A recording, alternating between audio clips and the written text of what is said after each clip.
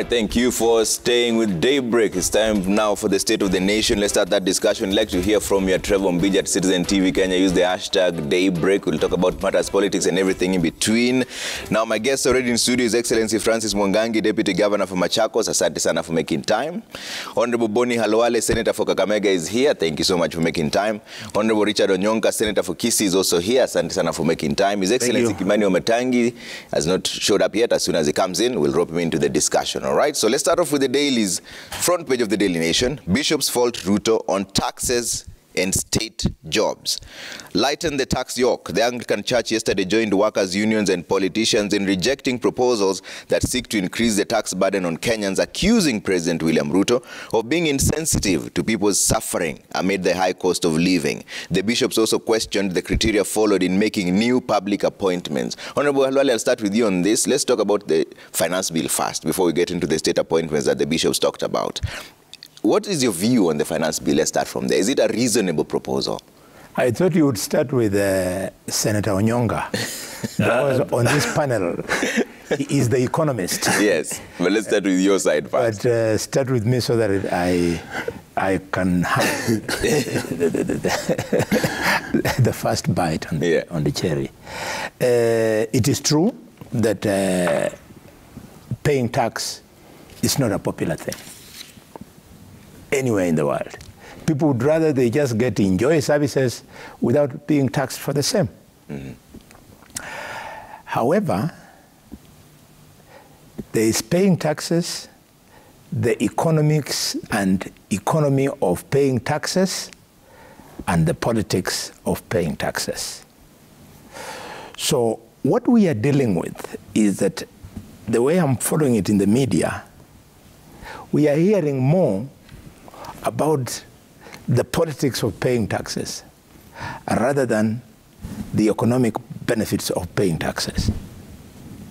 If you talk about the benefits of paying taxes, then very quickly, any rational person who wants a country to function must support, to the extent that paid taxes guarantees delivery of better services. So it's good on one hand. On the other hand, it is a hot potato politically. So we who are on the government side, we must be prepared to tackle the political implications of the proposed higher taxes.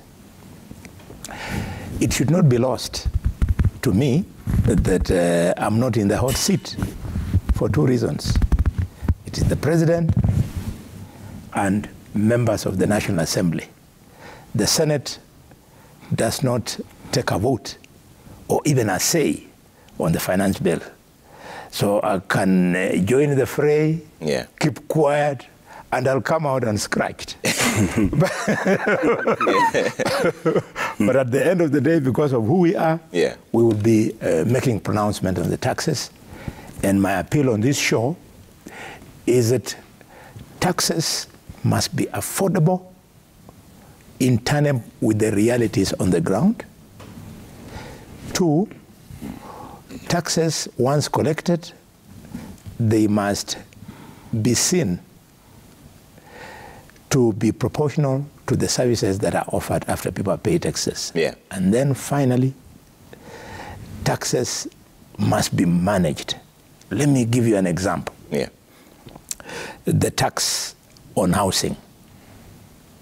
It's quite interesting. We have people who will be paying this, if it becomes law, who will be paying this tax, and they have no intention whatsoever to buy a house. What do you do with their money? We have people who, for example, have gone beyond the longevity that it would make sense for you to take mortgage because of age.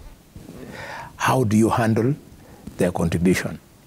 So we're expecting that the experts, the economists, this weekend, Senator Onyonga and I, not this weekend, 2 days ago, Senator Onyonga and I had a retreat with the country's top economists for one day in Mombasa.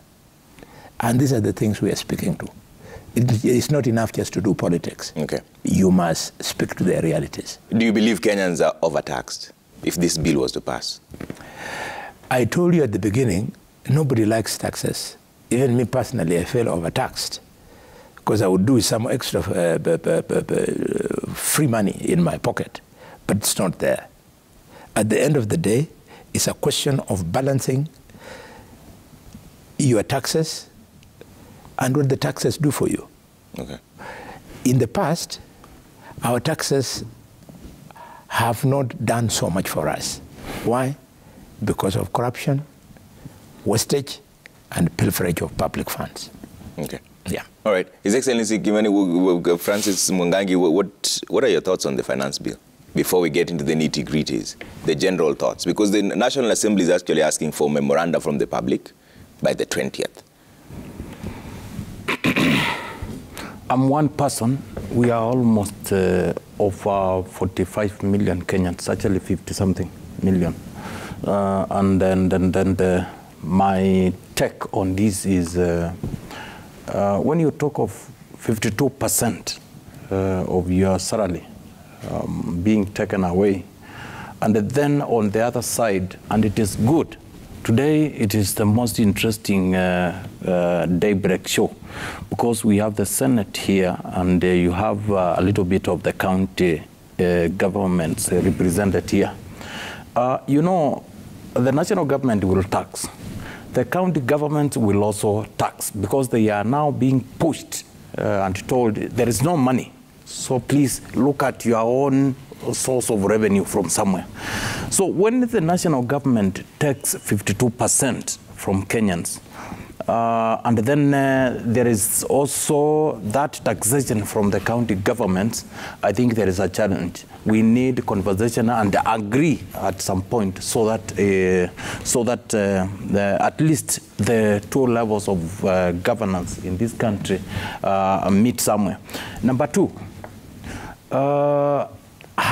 personally, I have got no problem even paying up to 60–70% as long as that money goes to what it is supposed to do. For example, we know the basics that meant our forefathers go and organize to shed blood to ensure we are independent as a country. Now, if that is taken care of, issues of quality education, because they are very basic. In fact, according to UN Charter, education is not a luxury. It is like a life right. So I think we need to ensure our taxes are well taken care of, and as Kenyans, we are seeing where this tax is going. The third point is. There is an issue which I think our national leaders will have to take up and maybe guide the country on the way forward, on the way out of it. We need also to be very candid and talk about very huge loans that this country is settling every week, every month going forward. It is something that we must balance. We reached somewhere where we saw for the first time, I think, since independence, I have tried to research and to see if it ever happened. I did not see it anywhere. That we even delayed salaries for our public officers. Counties going for months, 4 or 5 months without paying salaries to the employees. So in this matter, since we need to be going in circles as far as the issue of public debt is concerned, I think it is something that we need to have candid discussion, and maybe come out together as a country and say this is the way forward. These are the what you call it. This is what we are, the route we are taking as a country, because we must balance debts, paying for our basics, and also developing the country. Okay. Yes. Senator Nyonka, are Kenyans overtaxed? Now you're the economist in the panel. To be honest with you, yes. The basic normal international rate is at about 30%. And that is when you take it gross. Trevor, the problem we have is I really admire my brother Halwale because he has discussed what taxes are and what the relevance of these taxes is to the socio-political economic engagement that between the rulers and the ruled. You know that many revolutions have taken place because the public felt they have been overtaxed. There are many countries that you find that have had their citizens rebel. I mean, Sudan is a case, leave alone what is happening in Sudan now. Many different countries. Some countries have fought over rice, Pakistan, India. These are issues that have been there. And why? The truth, Trevor, is that, at least for me, I exonerate myself because I have been talking about the state of our economy for the last 5 years. I think I've been coming to this show. I've been saying, one, we have been borrowing too much. All right? And when you borrow and spend this money on high capital projects, and yet you are forgetting to even have your own food security, where the small MDCs, medium level industrial plants that are even supposed to make toothpicks, things that are places where, I mean, we have a country that, in fact, what happened to us is that we became the dumping supermarket for the Chinese products, and all our products are no longer now. Few are managing to access the international market because of the high standard, and this is where I put our coffee. And yet you can imagine we don't have enough products that we can export so that we can generate revenue even for us to import anything that we may need. So where are we as a country? Number one, I believe President Ruto is between a rock and a hard place. Why? Because he found a country that basically, which he participated in, we are at a debt ceiling of about 11 trillion shillings. This is money that has been borrowed and spent for the last 10 years. That initially the Jubilee government and now the Kenya Kwanza government is in power. Number two, I believe the president is deliberately going out and trying to seek for funding from multilateral donors, from the international community, and from the international financial organizations. You're talking about the World Bank, the IMF, Africa Development Bank, so that he can fit in these gaps. So he's dealing with having to borrow, then he's dealing with having to pay the debts, then he's dealing with a high recurrent expenditure, he's dealing with a bloated personnel and workforce. So that is why right now I believe, Honorable Boni, I think William Ruto's popularity might even be at 10%. Because people don't see that he's dealing with issues because people want to see results very quickly. As a result, he's going to have to increase the taxes. You can see he's changed fuel tax from 8% to 16%. Increasing that 8% means that actually by the time this bill passes, that is going to be June, July, our fuel is going to be 200 shillings a litre. That then has a domino effect all the way. You know, fuel is a factor of production now. So the vehicles, transport, the matatus, the tractors, they use fuel. Then as a result, you are transporting food from Kitale, from Eldoret, from Kakamega to Nairobi. Then you're having an increment in the prices of these items. What happens after that? Inflation then goes up. Once inflation goes up, then you are now unable even to service your debts. You can't borrow. The IMF and World Bank are giving us conditionalities. Yeah. Remember, Boni, when we had the structural adjustment programs, yeah. Those are the things they're telling the president without him telling us. So the president right now, Mr. Ruto, I don't think he's sleeping very well. Yeah. It is very, very difficult. But there's only one request I would like to make to him and Tim, the bullfighter here. There's a very important aspect of the Kenyan Constitution, something called public participation. Mm-hmm. Let the president come and tell Kenyans the status of our economy. with honesty, without necessarily going into the nitty-gritties. Yeah. Let him say, ladies and gentlemen, we have a problem. We want to fill in a gap of 600 billion.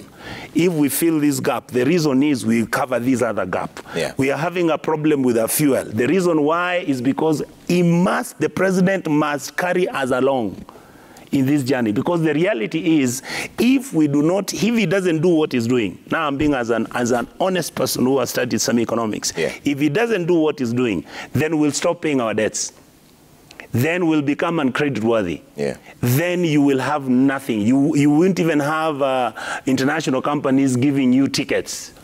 Or airline services, because they'll say Kenya is not able to pay its anything. Yeah. So that even if an aeroplane leaves Nairobi and it's going to London, under the IATA regulations, you know, we are supposed to remit landing fees here, landing fees there. They'll say these guys are bankrupt. They will even stop us having our airplanes and airlines flying out to the international market. So for me, if the president can be open-minded, and he comes, you know, I always see him, by the way, he comes and he loves talking politics. Let him get David Ndii. Ndii knows economics incredibly well. Let him do him a one-pager. Yeah. This is where we are. This is what we found. This is the problem. This is how we solve it.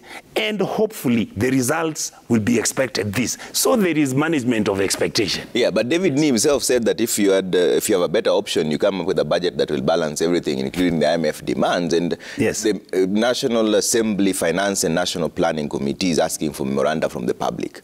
What would you recommend to them? You've just mentioned right now that the president is between a rock and a hard place. Yes. What would you recommend? Can I tell you? Yes. David Ndii also talked about wastage. Okay. The truth is, I mean, we don't want to be honest and we don't want to say it. Yes. The truth is we are very, very wasteful. Very wasteful. I believe that the amount of money we are stealing, mismanaging, that we are getting trips that are not needed, that we are going to do things that we don't need, and yet the very nitty-gritty. So for me, the president should actually come with a moratorium. And I saw Ndii talk about, you know, if those functions are not held in the hotels, then the hotels will not employ people. Then you'll have unemployment. Then there'll be no revenue circulation. I want to tell David Ndii this. You don't have to steal 500 billion like the Auditor General said, Mr. Ogut, 400 billion that time, for people to be employed in hotels. Okay. You see my argument? What we need to do is let's manage our resources well, so that even when we are going to hold those seminars in the hotels, there is justification and there is reality on the impact and what that money is doing. Okay. But when you find, I mean, like Honorable Boni, you are my brother and you know I respect you. You come and tell us, and this is why I'm saying talking about this thing of public participation. The president is saying things are bad. David Ndii is saying things are bad. Gachagua is saying things are bad. Then you come and tell us, no, you guys, we are allocating 800 million to buy vehicles for Musalia. Yeah. Then you are giving the vice president's office 1.2 billion in a period of 6 months. Then you say, no, we are actually going to employ CASs, 50 of them. I mean, there must be consistency in your messaging, and there must be consistency in the reality you are presenting to us, so that Kenyans see that you actually mean what you are saying. Yeah. Right now, Kenyans see that what the president is saying is not what he means and his government. Okay. Yeah. But Senator Alwale, you know, the rock and hard place that you're talking about, the political impact in the hot potato, is you were saying that even if you were to give austerity measures, it would still have to pass through Parliament. If you had to cut budgets, and the same people you want to cut budgets from are the ones who are going to approve whether this finance bill passes through. And we locked in a circumlocucious argument, to use them for my AG's terms, because if you cut down those budgets and go to the National Assembly, they simply won't pass it. You can see my fears at the beginning of the discussion about the politics of taxation. The reason why you see my brother Richard Onyonga rolling like a snowball is because of where I stand. It's not because he's an economist, but he's focused on the politics of taxation. Good enough. Many Kenyans know that one of the great thinkers, political thinkers of the past, Prime Minister Winston Churchill, spoke very strongly on the issue of taxation. And he said, trying to tax a country into prosperity is like asking a man to stand in a bucket and lift himself up. It's impossible. That was Winston Churchill. Having said that, so we can't tax ourselves to prosperity. No, you cannot. That one, there's no way. You cannot. You try it even now. Bring a bucket there. Stand in that bucket, hold the handle and go lift yourself up. How will you go up? So, where are we? Yeah. To me, we do not have to reinvent the wheel. We look at the best international practices. What have the so-called advanced economies done? There is a sector within the larger economy called the service sector. If you go to the US, you go to the UK, you go to Germany, the service sector is the one which represents the bigger portion of the economy. Unlike what African countries believe, that producing goods and producing products will improve the economies. Yes, it does. But the way to go is the service sector. Let me give you two examples of Brazil and Kenya. Brazil, with her population of around 200 million people, whatever they produce, they already have 200 million people to consume. In Kenya, we have a population of 57 million people, if you count right from the small ones. That is a huge market. If we give services to these 57 million people, we are growing our economy. If, for example, instead of taxation, we say that we already have a template in Rimuru. This country is able to produce shoes. We have a template. All we have to do is to expand it. We have the raw materials. You saw the minister tell us yesterday that we have the capacity to export 700,000 heads of cattle. To Malaysia. Per year. To India or to where? Malaysia. To Malaysia in a year. So these raw materials that we have, we can make shoes. These shoes, we start by selling to 57 million Kenyans. After that, we go into the expanded East African community economy, thanks to the common market protocol of the East African community.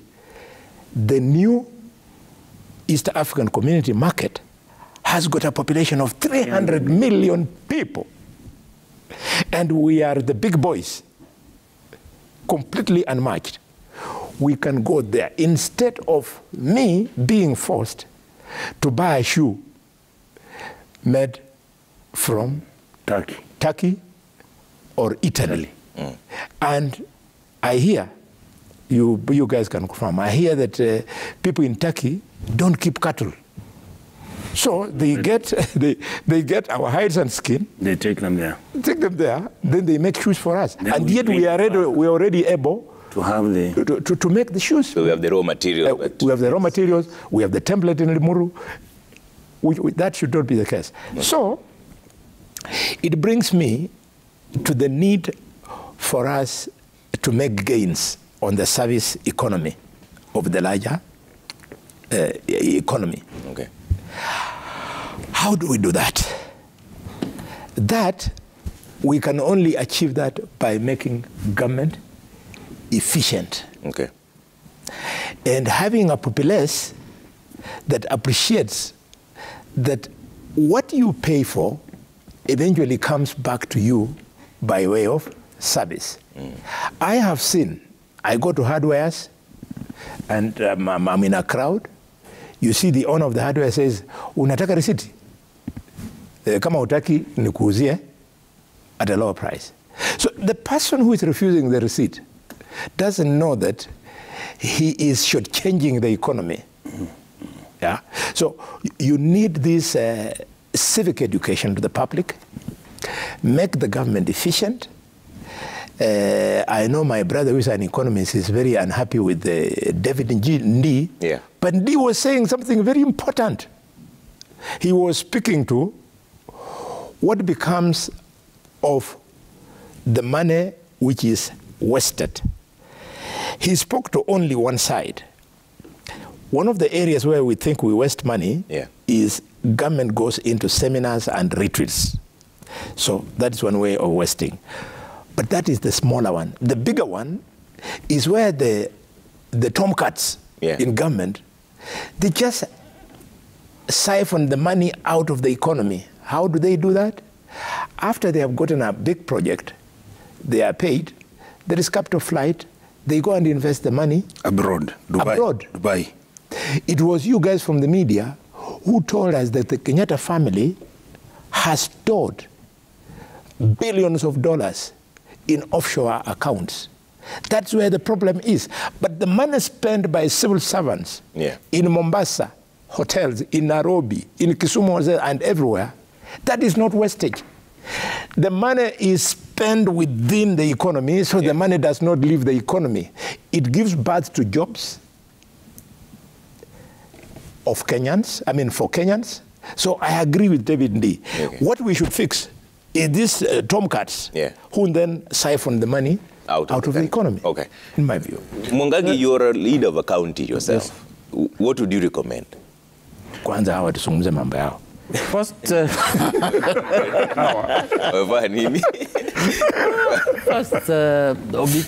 Trevor, allow me to say this.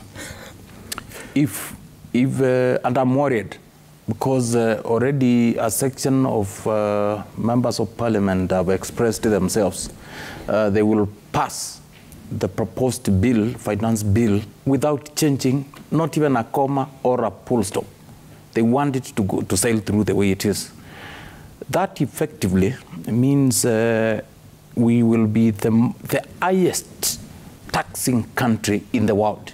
We will overtake all in fact, the top 20 countries, the highly taxed countries in the world, led by Netherlands at 49.5. And the list is 25.25, I think 25.7 something. We will overtake all that. And that effectively means instantly Kenya will be the most difficult country in doing business. It means corporates will have to make a decision whether to continue doing business in Kenya or relocating to the neighboring country. Currently, Kenya, and I've done this research, by the way, Kenya is one of the countries in the region who are not attracting so much in foreign investment. And the ones who have invested in this country are maybe relocating to the neighboring country. Why? Cost of doing business. So at 52% taxation, it means we will have a challenge going forward. Number two, as counties, we are saying, please, let's discuss. Because taxing a Kenyan this highly, and then also counties are coming in to also tax, it is a challenge. It is a very big challenge. Yet we are talking of a country that is experiencing economic challenge that has led to high population being not in the form of employment. So, Trevor, you have asked me a direct question. I would think that we hold a discussion and vacate the thinking that this bill, finance bill, must be passed the way it is. It is good we have public participation and we have goodwill in meaning and respecting the requirement by the Constitution of the public input in any public policy, in any law that is going to affect this country in one way or the other. Yeah. Onyonka, before you take a break, what would you recommend? You've said that cutting down on the costs, but how do you pass that in the parliament when you want to cut down their part of their budget as well? For me, I would actually start with the issue which my brother was talking about, and this is the tax on the amount of money for individuals buying houses. The answer makes sense. This whole exercise is actually going to bring a lot of noise for nothing. Why?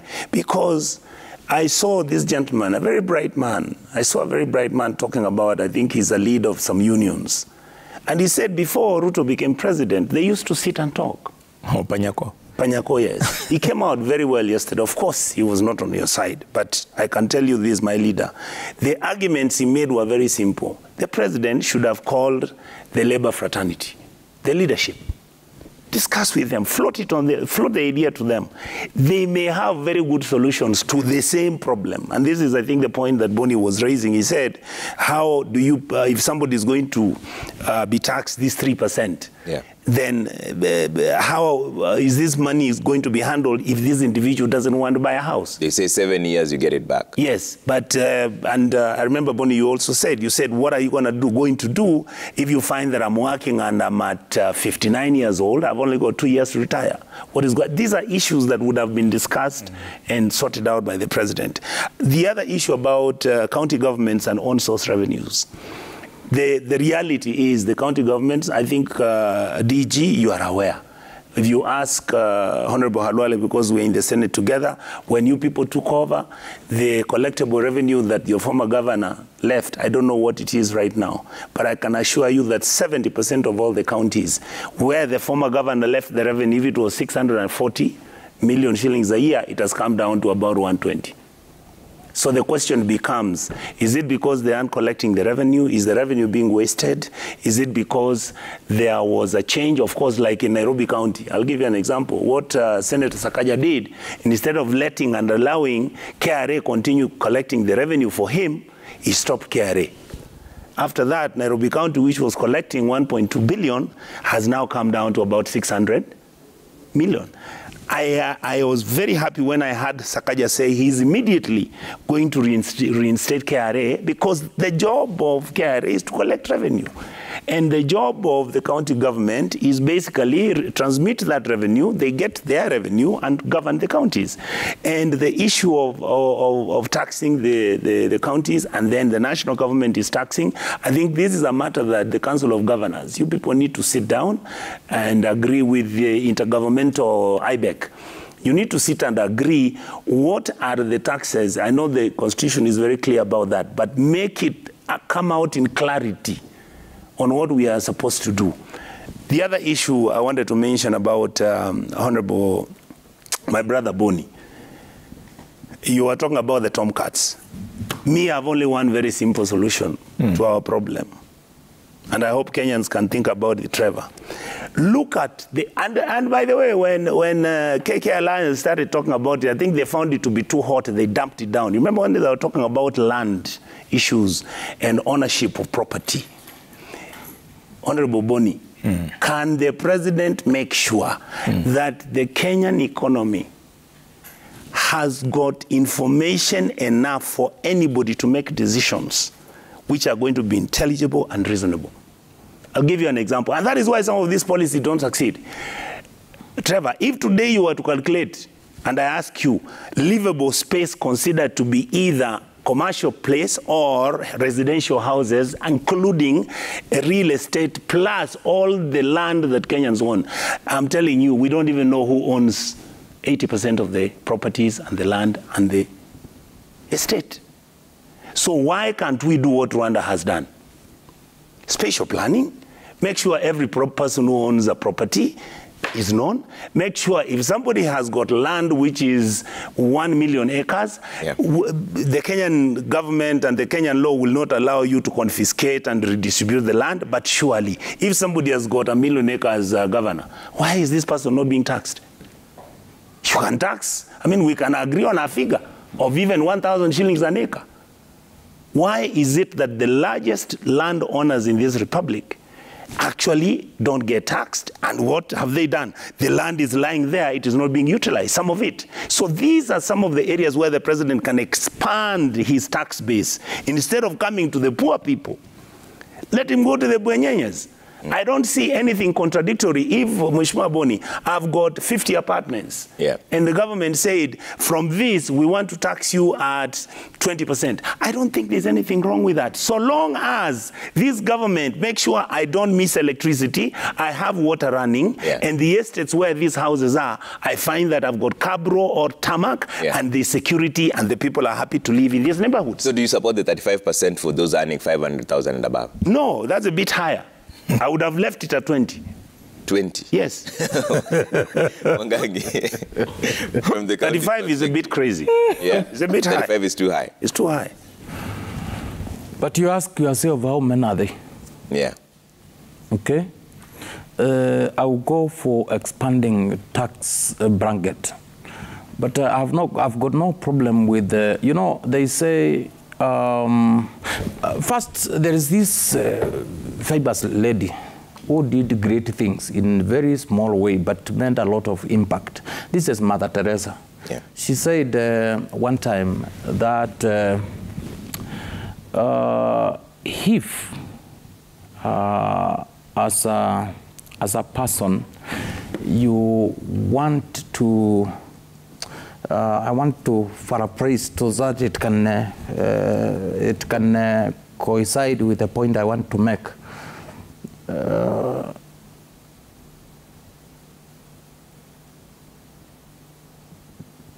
It will come. It will come.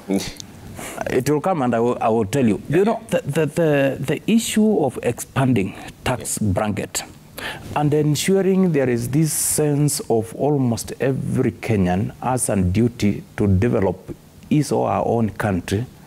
I think it will make a lot of sense. Yeah. In Kenya and most of the world citizens, we are very good in avoiding paying of taxes.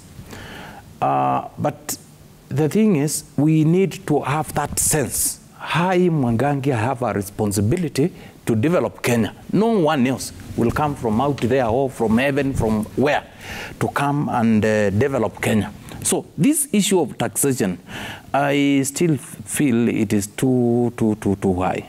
Okay. Because, Trevor, there is something, let's face it, there is something here which we need to reveal to Kenyans. Yeah. When you are talking about 20, 30, no, counties are watching. And since they have also responsibility to tax so that they can also meet their obligations on the other side, you know, this will be on top of what the national government is taxing. Yeah. Sincerely, where are we living, Kenyans? Okay. So I think this conversation we are having this morning is very important. And my personal proposal is, let there be engagement. Let people talk. Let people discuss. Let Kenyans ventilate on this issue of taxation. Yeah. And let their views, their opinion, let it count. Okay. Let's not hear the language we are hearing from our parliament. Yeah. I don't think our people woke up in the morning to go and vote and make one know it all. I don't think that is the spirit. Okay. Let Kenyans talk. Let our leaders listen. Let us also listen to our voters, and together we come up with a very good decision that is going to be acceptable, that is going to be workable, that is going to be implementable, that is going to be easy, and it is going to make also our economy grow. Instead of also trying to suppress it through our public policies. All right, I have to take a quick break, but while I see you have a point to put across before you take the break. Yeah. It looks like we are winding up the discussion on taxation. Yes, then we go to the bipartisan talks. You can see my two colleagues. Yeah. They are sensationalizing the matter of taxation to their advantage because they are in the opposition. The truth is, today we live in a global village. And far from what Governor Mwangangi is saying, actually, the highest taxed people in Africa are not from anywhere near Kenya. They're from Cote d'Ivoire. In fact, on the global ranking, Cote d'Ivoire is highest in Africa. In East African community, Uganda is at 29, position 29 globally. Tanzania comes second at position 69. And Kenya, we are doing very well. We are at position 70. Oh, yes. And Mwangangi, because you brought the dynamics of comparing, let the country know that even countries like Finland, Denmark, Japan, that give us foreign aid, they tax their people more than us. The country that has got very admirable taxation rates is the United States of America. Yeah. Why? Because governance there is very good. So I want to appeal to Mwangangi and my brother Richard. Let us tone down on sensationalizing this matter. Can I help? Approach, Let him finish. Yes, and approach Kenyans with facts. We tell Kenyans that we, as their leaders, we will stop stealing their taxes. Yeah. And those of us who enjoy oversight capacity will oversight so that taxes are not stolen. Okay. Thank you. Can I just... Let him finish. No, Let him 1 minute. The floor was mine. The floor is mine. So far. Let him finish. Let him finish. But you have... I thought he's done. Let him finish. It's sweet. You have... You rebuff. He's saying that we are sensationalizing. No, can I finish? Oh, I thought you had finished. No. Finish. I've not finished. Mwami, finish. The issue of governance. All of you have been to Rwanda. Rwanda has gone high up on the rank on the issue of governance. And Rwanda, which has got no goods, it doesn't produce products to what's talking about in terms of selling. They are only selling the service sector, principally. They are doing very well. Governor, the governors are a problem. From the time in 2015, 2016, the surveys showed that counties were more efficient in producing their own revenue at that time compared to now. The governors have either relaxed, or the money they generate as own sales revenue, they under-declare. It is the money they share in the evening because they have not declared it. So if counties are not going to be made efficient to the extent that they grow their own source revenue, it means that devolution will not contribute to growing of the GDP. Okay. The GDP, if Nairobi was to grow its own source revenue, it has a capacity of raising 68 billion shillings a year. Per year. Yes. My good old county, which raises around 1.5 billion a year, has the capacity of 5.8 billion shillings per year, and so on and so forth. Yes. So we want governors to stop coming here and whining about share of revenue is not coming from the national government the way Akina Mwangangi say every day, including threatening you governors that you're going to lock down counties when share of revenue comes. How can a head of a government lock down his own government? Can you imagine a head of state saying, I'm going to lock down Kenya? They are admitting that they are not up to it. They should vacate office and give an opportunity to people who can grow on source revenue to the extent, and the exception is Machakos, by the way. Wavinya Ndeti has actually managed to pay her salaries on time before she gets share of revenue. From the government. From the government. It means that lady, she's working. I wish she had a more aggressive deputy governor than this one, who says the on-source revenue should not be our target. Our target in this country must be growing on-source revenue. Okay, I have to take a quick break. Is this a commercial? Trevor, you are stopping it at the wrong time. We were cutting our gun.